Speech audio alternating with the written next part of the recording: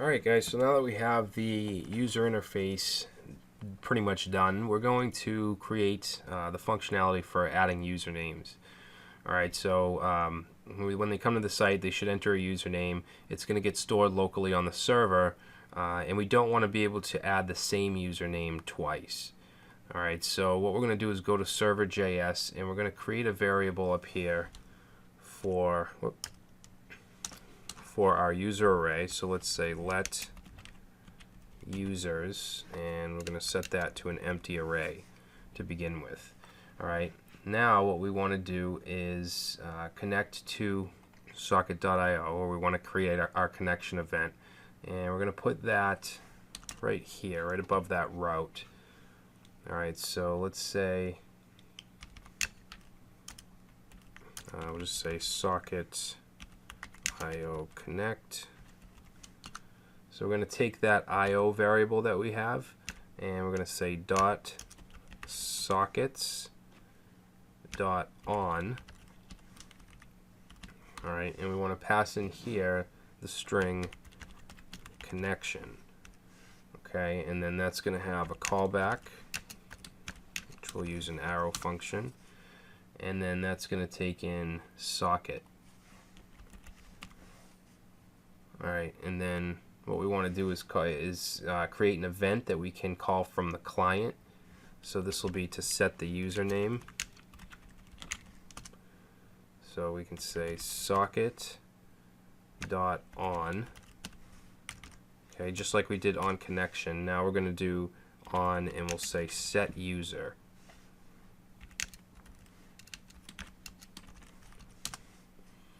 Alright, so set user, and then we're going to have any data that's sent in, as well as our callback. Okay, now the data is going to include the username. So what we want to do is check to make sure that that username isn't in the array. So we're going to do an if. So we'll say if users, which is that array that we created up above, dot index of, and then let's pass in data. Alright, and then we'll say if it's not equal to -1. So basically that's going to check to see if that user is in the array. Okay, if it is, then let's just say callback, and we're going to send false. Okay, so let's put an else. Okay, if it's not in the array, then we want our callback, and we want to say true. That way we can check for it on the client side.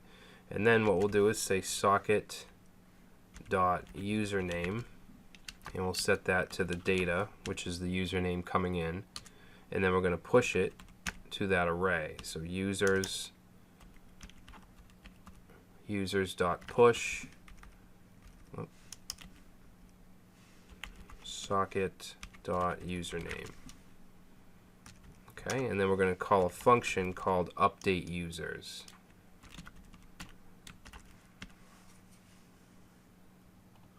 Alright, now update users is going to make a call back to the client so that that can update, so that the list here can update. Alright, so let's create that.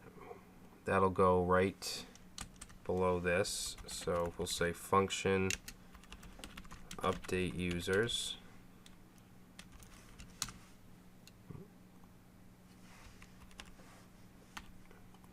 I don't know what happened there. Update users, and all we have to do is take that IO dot sockets,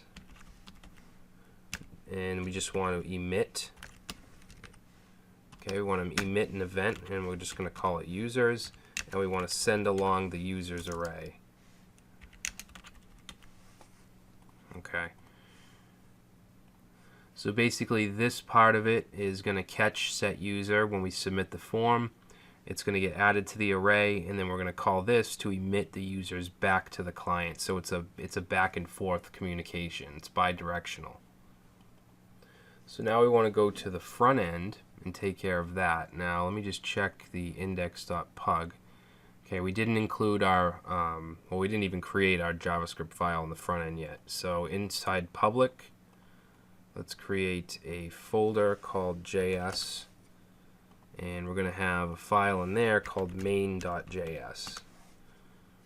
All right, and let's add that into our index.pug. So I guess we could put that in the head. So we'll say script source /js /main.js. And we're also going to need to include the client side socket.io. So we're going to go and we're going to say script and let's set this to /socket.io/socket.io.js. Alright, and then let's save that and go to our main.js. Let's make sure that this is loading, so we'll just say alert 1, and then if we go and reload, we get alert 1. Alright, oh, well, we're getting this here. Socket.js is 400 bad request. That should actually be socket.io.js. Alright. So back to main.js. And from here, we're going to be using jQuery. So let's say document.ready, and then put in function. Alright, now we're going to set up all of our variables. So let's say const, actually I'm going to use let for this stuff. So let messages, this is going to be an empty array for now. That's where our messages will go. Okay, then we need socket. I'm going to set that to io.connect, and then we want to connect to our server. So that's going to be http localhost 3000. Okay, let's create a variable for the chat form. I'm just creating variables for everything. So we use jQuery that has an ID of chat form. Let's create one for message. So that'll be the chat input.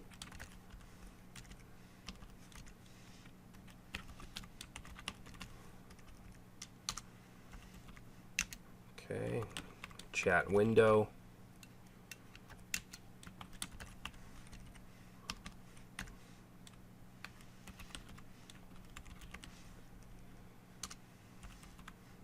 User form.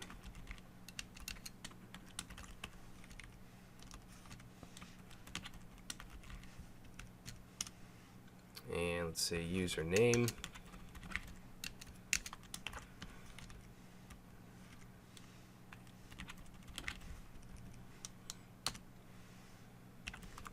Users.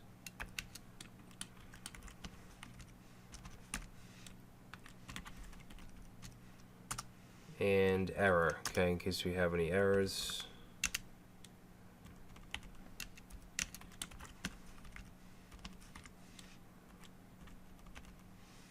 Alright, so that's all of our variables. Now we're going to want to submit user form.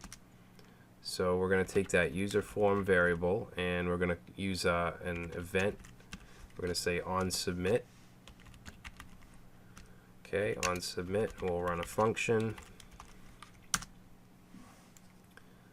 pass in our event.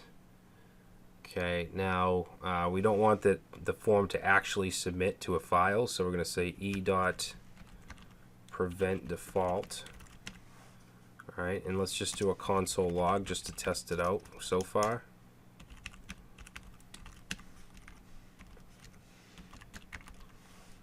Okay, save that. Let's go over here and just submit, and you can see we get submit. Good. So what we want to do now is take this socket variable, right, and we want to emit that set user event that we have on the server. So let's say socket.emit. Okay, we want to emit set user, and we want to pass along the username. So we'll take the username, which is from the text, and say .val, and then we have our callback. Okay, callback with the data,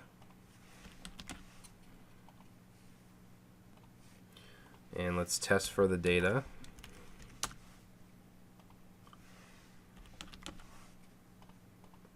Okay, so if data, then we're going to take the user form wrap,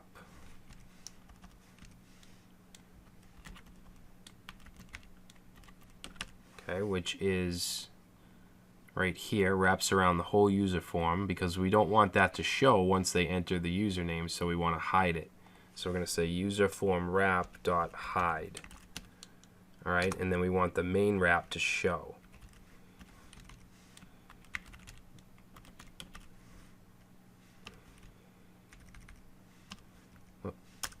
So main wrap dot show. All right, which initially we want to hide. So let's actually hide that with CSS. All right, so in public, let's create a new folder called CSS. And we're going to create a file called style.css. And let's say main wrap. And we're going to do display none. Okay, let's make sure we include that in our index.pug. So we'll go right here and say link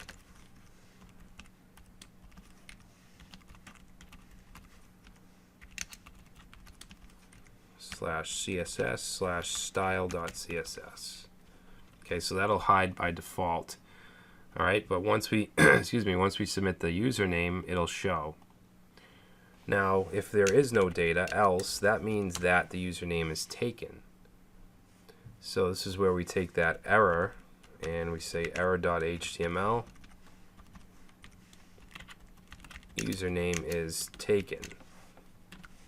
All right, now let's go back to the index, and we need to put that error div. So we'll put that, let's just put it right here. Actually, no, we want it to show, we want it to be able to show from outside of the user wrap. So let's go right here. All right, so let's make sure main.js is saved. Actually, you know, before we try it out, let's actually add, because we want to be able to display the username over here. So we're going to create another function for that. So let's go right here. Okay, so we're going to say socket.on.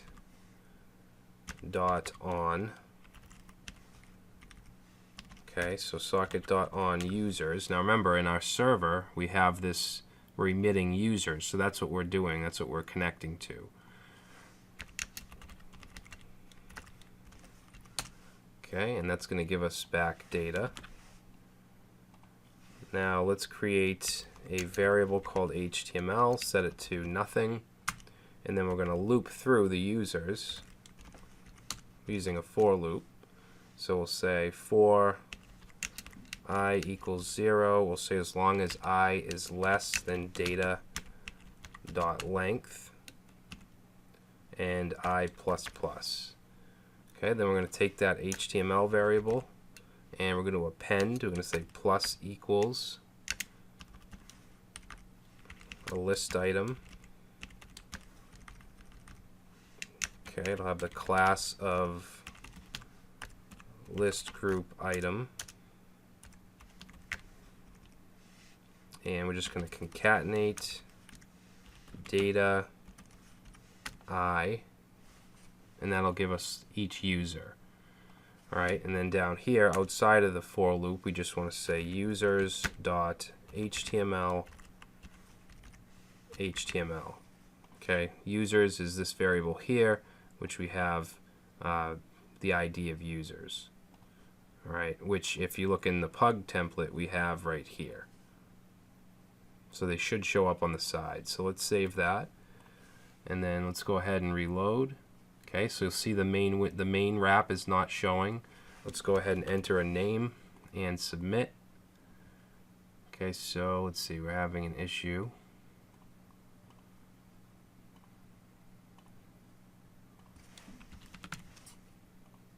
All right, so let's go back to our submission right here. So socket.emit set user. So let's actually see if this is even getting submitted. We'll do a console log.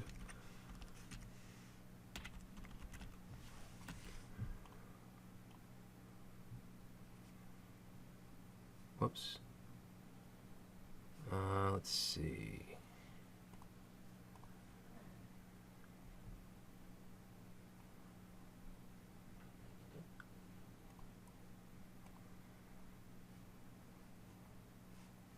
What?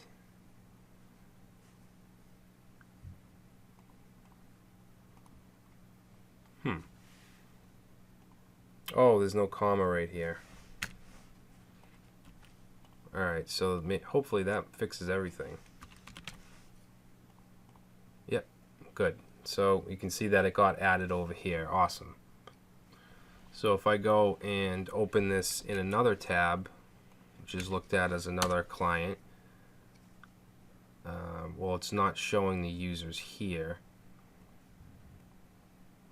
Let's see if I enter John.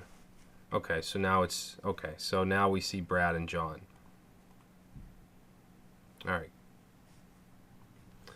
Now I just want to see if I were to exit out.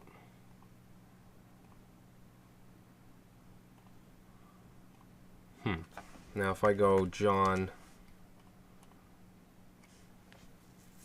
Oh, I guess that's different. Okay, so if we exit out, if we disconnect, we want the user to go away. So let's go to our server.js and go under this function.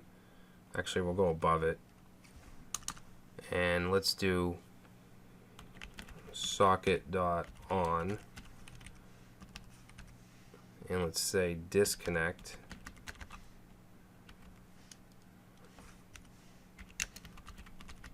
Function.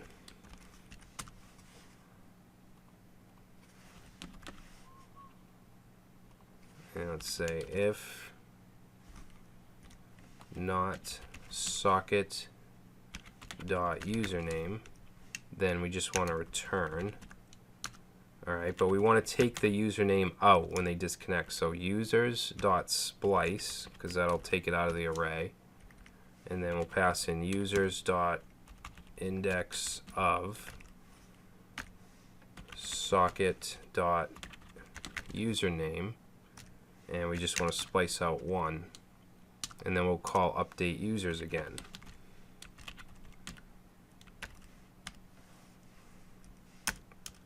Alright, so what I'm going to do is restart the server just to kind of restart everything. That'll clear all the users. Alright, and then we'll go back and let's say Brad. And then if I were to close that out and go back, I should be able to do Brad again. Yep, alright, cool. So in the next video, we're going to work on the messages so that we can send a message.